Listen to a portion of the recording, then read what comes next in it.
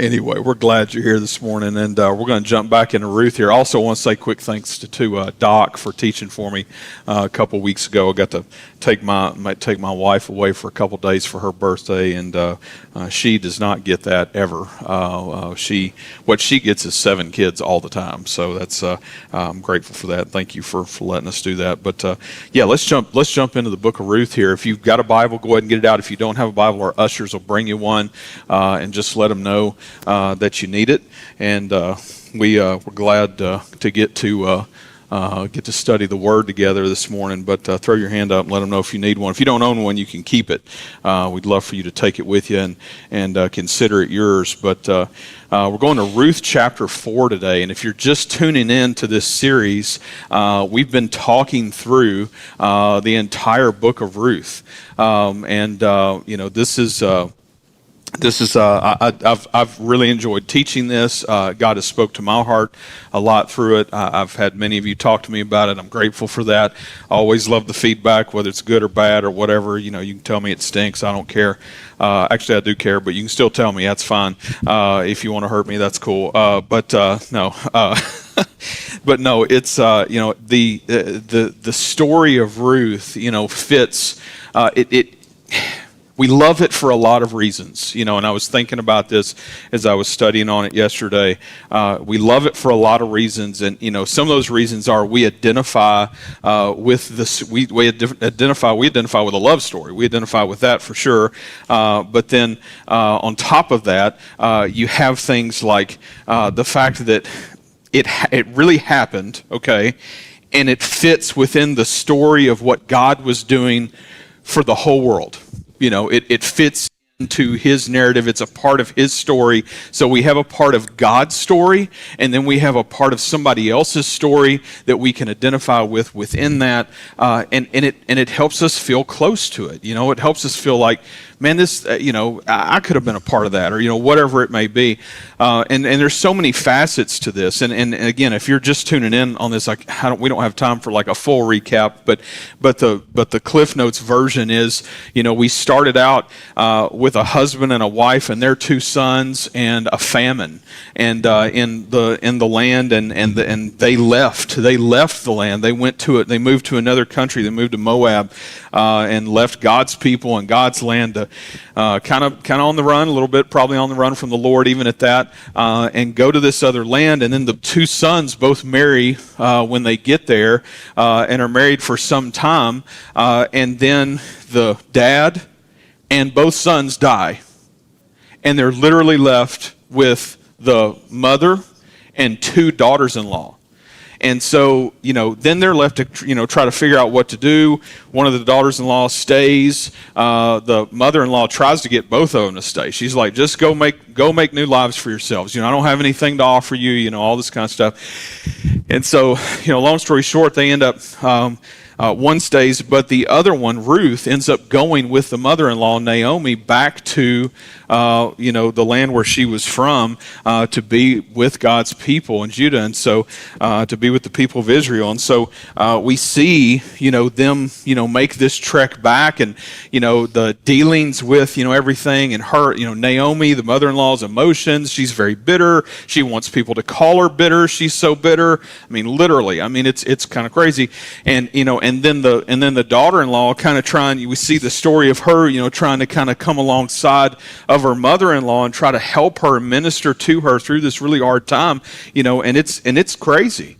And then there's this whole huge thing with the law at that time, where if there's land involved, and how do who gets the land and who can marry who and all these things, and there was all set where a family member would take up marrying this person if they wanted to, and all these things. And long story short, we end up with the daughter-in-law Ruth going to work in a field that belonged to what could have been her, what they call redeemer, a kin's redeemer. It's a little different than the redeemer that we see in Jesus as far as the way the word is used, but you get the idea that this man could, in fact, because of his blood relation to her dead husband, could marry and save their family land and all of these things. I mean, there's a lot to this. And so then that gets us up to even a couple weeks ago when Doc taught, and we see that, Naomi, encourages Ruth, the daughter-in-law. She's like, you need to talk to this guy. He could be your redeemer. He could be our redeemer. He could redeem our family name, and carry on, the family and all this kind of stuff. And it's obviously a lot of that sounds crazy to us because we're, like, I don't, if I die, or somebody else dies, and I'm not going to just go marry, one of my other family members or their family members or whatever. That seems nuts. The interesting thing is, the more I've studied it and trying to understand all of that, is what we have here is we have that this really has to do with God giving his people the land, and when he gave, the people of Israel the land, and he divided, that land up, to the 12 tribes of Israel, then that land not only was divided between the 12 tribes of Israel, but then got divided between clans and families within those tribes. And these laws were actually put in place for a good reason. And the reason was to try to help people that maybe got into a really bad situation, instead of them just selling and losing the land if they got in a situation like that, that the land could potentially stay within the family, stay within God's people, and so on and so forth. So the intentions were good, but again, it's it's a little nutty to us to think about that. But anyway, that's kind of where all this goes. And so, as Doc shared a couple weeks ago, this passage leads us to the point where Ruth goes to Boaz, who owns the field, who could be their redeemer, and basically puts herself out there and says, I want you to be my redeemer. It's basically like a marriage proposal, is what it's like. Because if he agrees to be the redeemer of their family and take over the family land, he doesn't just get the land, he gets her as a wife. And she, at this point, obviously wants this. And we see real quickly that he also wants it, but there's a caveat, as there is always a caveat. And the caveat is that he can't just be the guy. That there's another guy in front of him, according to relation, according to, it would go from, a brother to an uncle to a cousin to whatever it is. And whichever was closer in relation, there was one man closer. And he's like, well, I got to tell you, there's one other closer, and apparently he didn't have to think about it. He knew real quick. He'd been thinking about this, I think, all along, he's fallen in love with Ruth or whatever it may be. And so anyway, in this moment, he says, look, I will go to him, and I will see if he wants to be the redeemer. And if he doesn't want to be the redeemer, I'll be the guy. I'll be the guy. And so that's where we pick up in chapter 4 of the book of Ruth. And so here we have this passage starting at the city gates, which is pretty interesting, but you got to know that the city gates were where legal matters happened, judicial proceedings, official matters, all kinds of stuff like this. And everyone kind of came through the city gate. This wasn't just a gate, it was a gathering place, okay? But it was also a gate, so people are constantly coming in and out and through this. And so if you're looking for somebody, it's a good probability you could go camp out at the gate and just kind of wait, for people, to walk through. Unlike Rivergate, where not many people walk through these days. I'm sorry, I couldn't help myself. I just kind of came to me. But anyway, so we see Boaz going and looking for this other kin's redeemer, and that's where we're going to pick up. Ruth chapter 4, verse 1, it says this. It says, "Now Boaz had gone up to the gate and sat down there. And behold, the redeemer of whom Boaz had spoken came by. So Boaz said, 'Turn aside, friend, sit down here.' And he turned aside and sat down, and he took 10 men of the elders of the city and said, 'Sit down here.' So they sat down. And then he said to the Redeemer, 'Naomi, who has come back from the country of Moab, is selling the parcel of land that belonged to our relative Elimelech. So I thought I would tell you of it and say, buy it in the presence of those sitting here and in the presence of the elders of my people. If you will redeem it, redeem it. But if you will not, tell me that I may know, for there is no one besides you to redeem it, and I come after you.' And he said, 'I will redeem it.' Then Boaz said, 'The day you buy the field from the hand of Naomi, you also acquire Ruth the Moabite, the widow of the dead, in order to perpetuate the name of the dead in his inheritance.' Then the Redeemer said, 'I cannot redeem it for myself, lest I impair my own inheritance. Take my right of redemption yourself, for I cannot redeem it.'" So this is an interesting deal. First of all, obviously it's a little odd to us, all of this, like the way this is working out. But historically, this was a common thing at that point in time, and especially with the dealings of the land and all of these types of things. This was the proper place. Not only was it the best place to catch this guy, to try to find him, but it was also the place that they needed to be for this to be literally a legal matter and to do some kind of deal here, if he's going to take it or he's going to pass on it or whatever's going to happen. This is the place. And so, and in fact, you see, he's like, "Hey man, what's going on?" They obviously know each other. Interestingly enough, we don't know the name of the other redeemer. We don't know his name, and the writer doesn't give us the name, and likely probably knew his name. Because if you're looking at it, like we've got all these other like details of people's names in certain spots here, but the writer is not concerned with us knowing that person or us being caught up with who that person was historically, because it doesn't matter, And so, basically we've got this guy, he finds the guy, and then immediately, as soon as he's like, "Hey, do you mind having a seat? And let me, kind of talk to you for a minute." He's like, "Yeah, that's fine." And so he gets him to sit down, and then he turns right around and goes and finds 10 elders. We're talking about 10 guys who had the authority to set in on the legal proceeding of something, for them to hear and be witnesses to whatever was going to take place between them. And so that's what's going on. So he gets the 10 guys, and then he's like, "Do you guys mind coming and sitting down for a few minutes and kind of talking through this with us? We got something going on." And they're like, "Sure." And so they do. And so now we've got the deal. And so then he's like, "So hey, one of our relatives, Naomi's, got some land, and you're the first in line to be the redeemer for this land."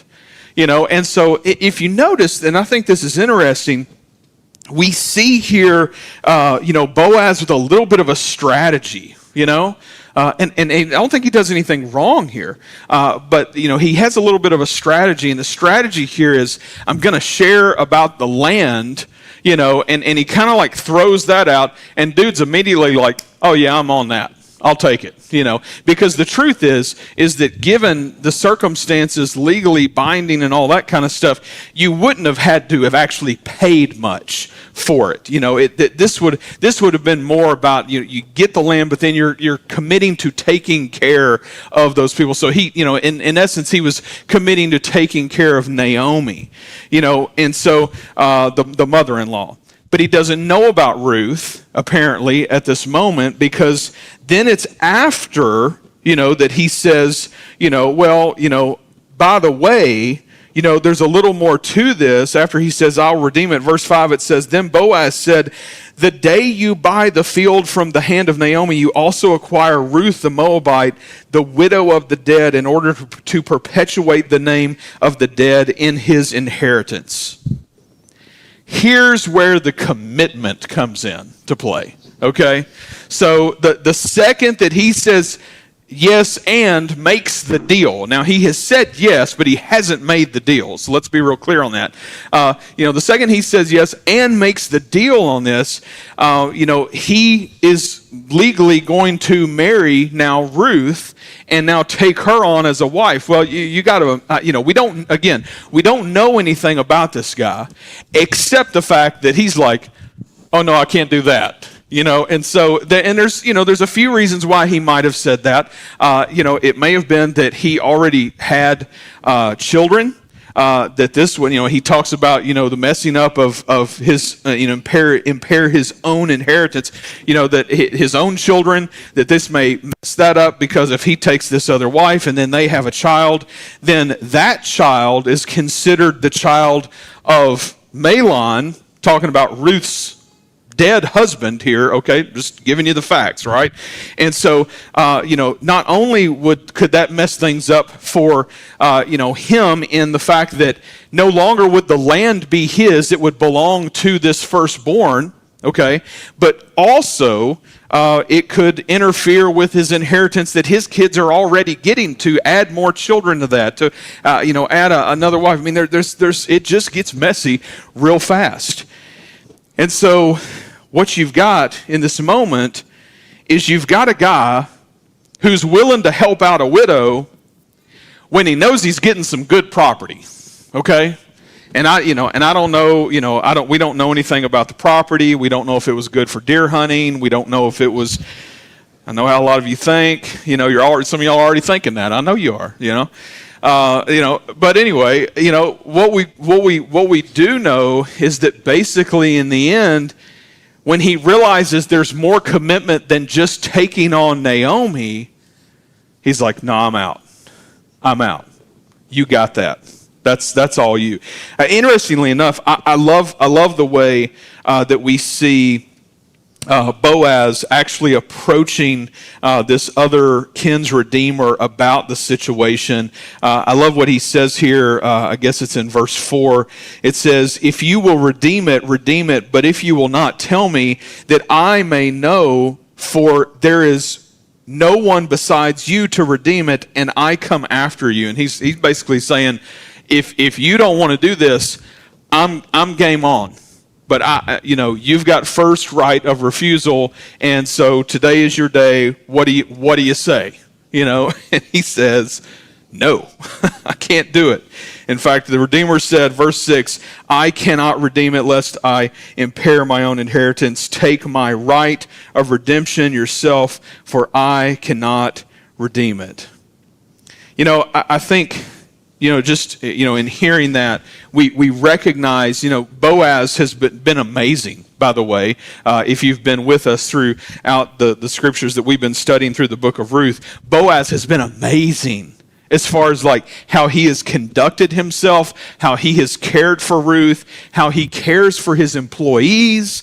I mean, we could all learn a lot from Boaz. I mean, he's got a lot to offer for us today. And so as we see him, in this way, even here, I think that we are beginning to realize that even for him to be the Redeemer, let's say he's in love and all those things, and that's great. It sounds, a little like a Hallmark movie. It could be. It's like on the makings of it. While we were away on our little getaway a couple weeks ago, where we were staying, when we turned the TV on, it was on Hallmark, by the way. And I don't know why, but I think we watched like at least 3 of those movies. They're all basically the same movie. It's like, if you're a gal and you're, going back to your old hometown for a couple of weeks and you don't want to get stuck there, don't go hang out at a diner or a lodge and fall in love with anybody that might be like an ex-boyfriend or something, Just saying the obvious. I know I'm hurting some feelings today. I'm really sorry. But The truth is that there's the love story is here and it's at play, but even despite that, there is an understanding that Boaz is making some sacrifice, and he's been making some sacrifice. Now the Lord, obviously, his hand is in this. This is a part of his story. We love that. I love that. I love that it's a part of the story of God. I love that it's a part of the story of our Messiah to come.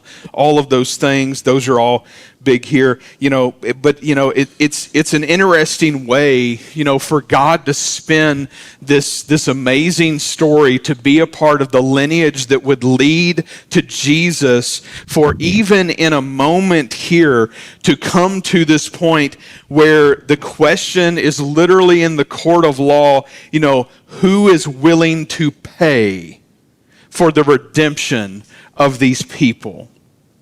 Not that guy, but Boaz is willing to. One guy is good for redeeming it as long as it pays off for him. And I think that's an interesting thing to think about, because, for that guy, that first guy that had first right, it made sense on just a business playing field of, I can do this. But the second that he thought about the possibility of a wife, which could include a child that would then in turn inherit the field and leave nothing for him personally or his children, and the investment that he would have to put into the property, then suddenly he's like, oh, well, no, I'm out. I can't do that. And so this was an investment for him. He wasn't just looking to help the family, he was looking for money. Well, then we go on in verse 7. And it says this. It says, now this was the custom in former times in Israel concerning redeeming and exchanging to confirm a transaction. The one drew off his sandal and gave it to the other, and this was the manner of attesting in Israel. So when the Redeemer said to Boaz, buy it for yourself, he drew off his sandal. Then Boaz said to the elders and all the people, you are witnesses this day that I have bought from the hand of Naomi all that belonged to Elimelech. That was Naomi's husband that passed. And all that belonged to Chilion and Mahlon, which were the two husbands of the two sons of Elimelech and Naomi, which were husbands of the two daughters-in-law. And then in verse 10 it says, also Ruth the Moabite, the widow of Mahlon, I have bought to be my wife, to perpetuate the name of the dead in his inheritance, that the name of the dead may not be cut off from among his brothers and from the gate of his native place. You are witnesses this day.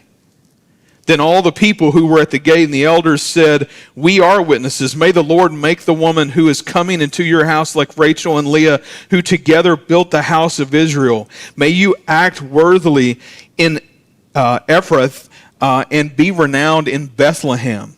And may your house be like the house of Perez, whom Tamar bore to Judah, because of the offspring that the Lord will give you by this young woman. Now that's a whole lot, and we'll go back and kind of talk about it for a minute. First of all, verse 7. We'll go back there. Verse 7.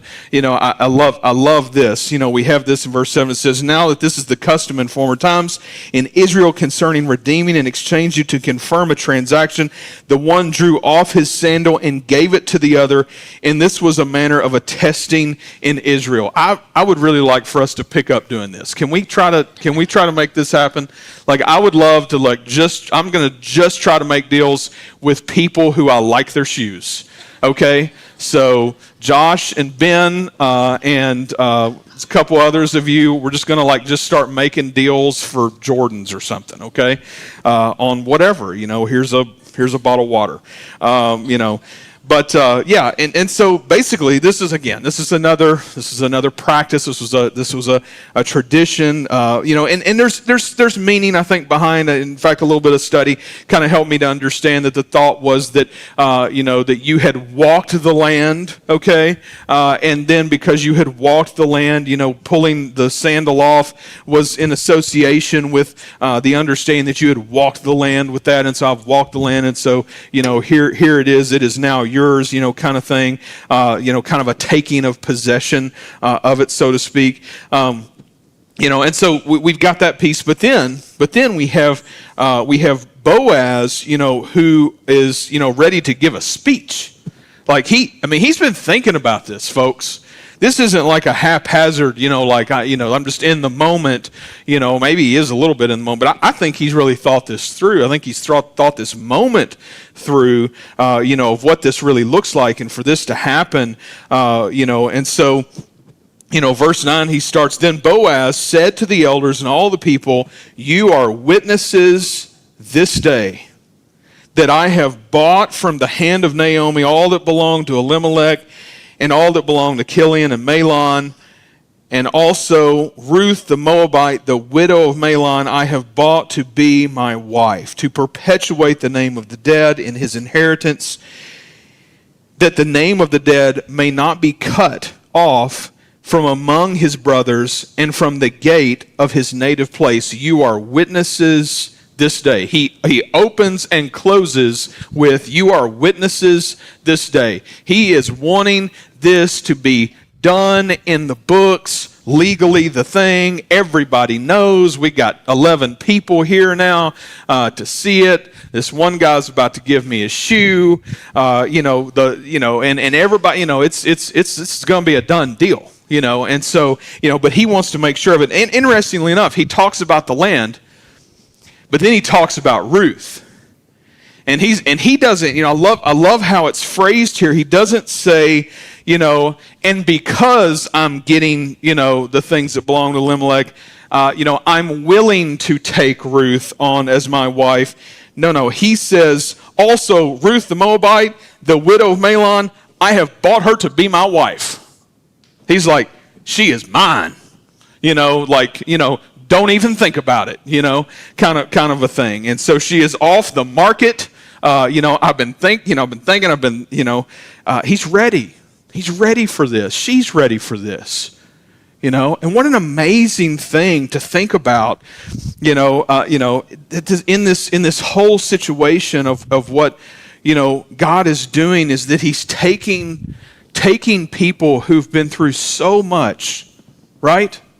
Been through hurt, been through pain, been through, just moments of just, despair, with complete and utter loss, just feeling like, life can't possibly go on. We have those moments in life where we think that, like, oh my gosh, it's just gonna be over at this point, which is not true. And God proves that, and he proves it again and again and again, all through his scriptures and all through his word. We see this story in different ways of God redeeming over and over and over, and that's what he does. He redeems, he restores. And here, for Ruth, he found the best guy. Not just a good husband, but a good man who comes with character and integrity and compassion and all these things that we as men should strive for in life, and that we see her obviously falling in love with, and God using that as a piece of the puzzle to help us to see the story be completed, and really honestly, just as a reminder, to point us to Jesus. Here's the thing, we've got this guy, that is, obviously he's, the one guy that we don't know his name that could have been the Redeemer, and we end up, only thing we get out of him is a sandal, and then the second guy, who is a better Redeemer and a great guy and all these things, and the truth is all part of God's plan to point us to the understanding that there is a Redeemer to come who's even better than him. You go on in that passage right here in verse 11, and it says, then all the people who were at the gate, and the elders said, we are witnesses. And then they give these blessings, okay? And here are the blessings. There's 3 of them, okay? The first one is that God might use Ruth to bear children like others before her, and mentioned, here are, Rachel and Leah. And Rachel and Leah were used to birth whole people groups, generations. The people of Israel through Leah here, is this understood, thing. And so, the people of Judah, and so, this is just, and so then they're basically speaking, they're praying in that moment, may you not just take her as your wife, but may she bear generations for great things, such as what these other women of our heritage have done. And so basically, they're all there as people in that moment, presumably all of the same people group. They're all there because of God choosing to take a barren woman who couldn't have children and then give her children, which would be the people of Judah, that would be their people, them, and they're like, they're looking back on this and what God has done, and they're saying, we don't know how much they know. Obviously, they must know a little something about the story, but if you go back and you look, she's married, Ruth was married to Mahlon, quite possibly for 10 years, if you look at the story at the very front of, in chapter 1 of Ruth, and didn't have any children. Neither one of the girls had children. And so, had been barren up to that point, and they're basically just like, we're just saying this right now. We're praying that not only you have children, but that something great happens here is kind of what's going on.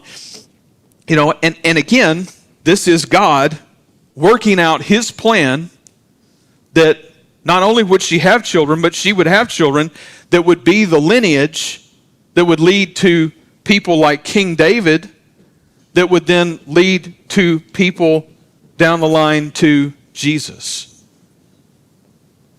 And here's the funny thing. We'll get back to this here in a minute. I'll say this in a minute. The second blessing, is that his actions may be known, that he may be renowned for who he is, his worthiness, that of who he is. And basically they're saying, that for who you are, for your kindness, for your character, for your compassion. Really, you could say godliness, I think here is fitting, because I really think he's trying to follow the Lord, and we see him, trying to follow the Lord, in this whole thing, and they're saying we want you to carry on, and we want people to know, who you really are, and how God's working in you. Again, here's a thing for us to strive for. Like what a great thing for us to look at and say, man, I'm called to that. My reputation matters, And I think about that a lot. I think a lot about, in this day and age, one decision can change so much in somebody's life. And our reputation matters, but especially for the kingdom of God, more so than for any other thing. And then the third blessing that they ask for is that their house would be like Tamar and Perez, in that God has planned to overcome the loss of a husband to fulfill a plan with their descendants. So if you go back and you look at that story, that's a tough story. That's late Genesis 38, I think. That's not quite like this story, where, Tamar and Perez are, quite on the same playing field. There's some unwillingness and some terrible things that happen in that story. But at the same time, they remember historically, again, that God used a situation of a barren woman and a man that helped her to be pregnant, obviously, for there to be descendants and all these things. And so, they're saying, hey, we just believe that God has a plan here. We believe that God wants to do something here, with just like it was in her life back then, where she lost a husband and where Ruth lost a husband. Now God is going to overcome that and bring something great. Now, I want to keep going here, because in verse 12 at the very end it says something that I think is pretty important. And it says, and may your house be like the house of Perez, whom Tamar bore to Judah. And then here it says this, because of the offspring that the Lord will give you by this young woman. The offspring that the Lord will give you by this young woman. This is a very specific, phrase. I mean, they could have just, hey, children, I hope you have a lot of kids, we're going to pray for that, or, whatever. I really think that this is pointing us in a direction. And here's the funny thing. This is what I was going to say a minute ago. As I'm sitting here and seeing them give these blessings, which really are like prayers over, Boaz and Ruth, and they're about to be marriage, and all of this, happening. I can't help but wonder, like, how much is God working in their heart in the moments that they are saying these things? That are they getting glimpses of the future?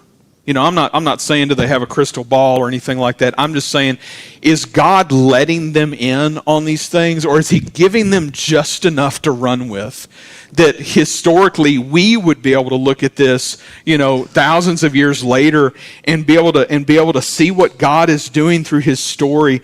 But here I really feel, obviously God is doing something special, but I can't help but wonder, like, how much did they really know? Like, when they're saying the offspring thing, are they thinking about Genesis 3:15? Genesis 3:15, right? Genesis 3:15 is this. It says, I will put my enmity between you and the woman, and between your offspring and her offspring. He shall bruise your head, and you shall bruise his heel. You know what this is talking about, right? This is the first glimpse of the gospel in the scriptures as we have them from Genesis to Revelation, of where it speaks of Jesus crushing the head of Satan, the offspring. And here we have these guys, as he's about to go, giving this blessing that their offspring, that they would have this offspring that the Lord will give you by this young woman, and in generations to come, their offspring will be Jesus. And I just think that's amazing. And I think it's a foretelling, and I just wonder, like, on that day, did those guys know? Did those guys get a glimpse from the Lord that this couple was going to lead to the Messiah? I mean, they knew a Messiah was going to come. So, were they a little bit in on it, or a lot of bit in on it, or just kind of like, oh, God's just using them in the moment? Either way, I think it's pretty cool. Seeing the reluctance of the other kin's redeemer here helps us to understand that there was a sacrifice on Boaz's part, and that he was the better redeemer. But even still, a greater redeemer will come who paid the ultimate price for us all. Philippians 2:5 says this. It says, have this mind among yourselves, which is yours in Christ Jesus, who, though he was in the form of God, did not count equality with God a thing to be grasped, but emptied himself by taking on the form of a servant. Emptied himself by taking on the form of a servant, being born in the likeness of men, being found in human form, he humbled himself by becoming obedient to the point of death, even death on a cross. Therefore God has highly exalted him and bestowed on him the name that is above every name, so that at the name of Jesus every knee should bow, in heaven and on earth and under the earth, and every tongue confess that Jesus Christ is Lord, to the glory of God the Father. Jesus would come and be the ultimate redeemer. The ultimate redeemer. No one holds a candle to what he was willing to do for us. He laid down his life for his bride. because he loves us. You just think about that. I think about, just how messy the bride is sometimes. Think about how messy we are with our sin sometimes. And yet he still went to the cross while we were still sinners and died for us. And that we can have a relationship with him. Folks, that's amazing. That's amazing. He's not a king in a tower ruling over a land where we can maybe send a note every once in a while or we can vote for, whatever. No, he wants a relationship with us. Spurgeon says this. He says, Jesus, a real person in human history, our Redeemer, died for me, a real person in desperate need. I'll read that again. Jesus, a real person in human history, our Redeemer, died for me, a real person in desperate need. That's me. That's me. Desperate need. Can't do it on my own. Need Jesus. Not just the day that he saved me. I need him every single day. And folks, our Redeemer lives. Our Redeemer lives. The grave couldn't hold him. They could kill him on a cross because he allowed it, but the grave wouldn't keep him. Our Redeemer lives. God will use who he wants to, how he wants to. Sometimes it's the weak, sometimes it's the outcast, sometimes it's the strong. God used Ruth to be a part of a plan, and today it's a reminder for us that there is a plan. And part of that plan is that there is a Redeemer. Let's pray. God, we thank you for the reminder of your word today. Lord, that we can be encouraged in our realization of what you've done for us through your Son, Jesus. God, not because we deserve it, not because we're good enough, but because you loved us. God, I pray for anyone that is sitting here or listening right now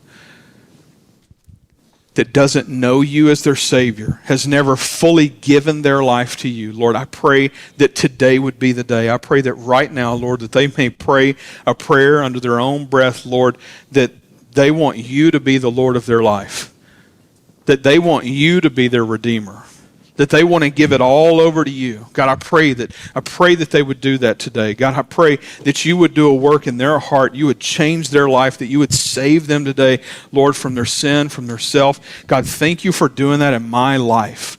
Lord, thank you for the reminder that I need you every day. Thank you for being my Redeemer. God, thank you for the reminder today that you have a plan. God, I pray, Lord, that we would trust in it. God, use us for your glory. We ask all this today in your Son's name. Amen.